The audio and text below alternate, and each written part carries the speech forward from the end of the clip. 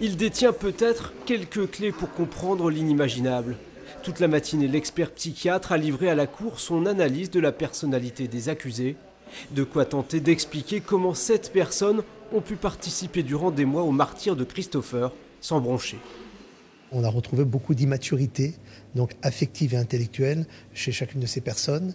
Et effectivement, avec certains qui ont même des dépendances affectives importantes et avec donc une certaine passivité, des gens donc, qui n'ont aucune personnalité propre. L'expert parle d'un effet de groupe. Il évoque des troubles de la personnalité chez les accusés.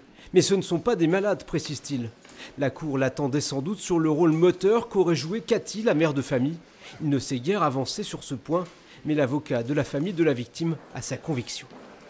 Je ne sais pas si un ensemble de gens immatures peut agir solidairement ou s'il faut un meneur quand même pour les rendre solidaires entre eux.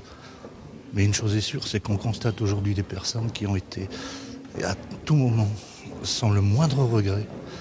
Je les ai vus encore aujourd'hui à l'audience sourire.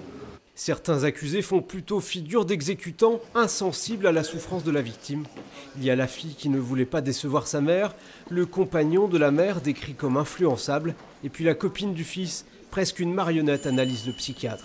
Le père a mis en avant la passivité de ma cliente, passivité qui n'est pas à prendre comme de l'indifférence, mais plutôt comme de la peur aussi, la peur de la réaction de son compagnon et de la famille. Au terme de ce 3e jour d'audience, on commence à comprendre un peu mieux les mécanismes qui ont pu conduire au calvaire puis à la mort du jeune Christopher.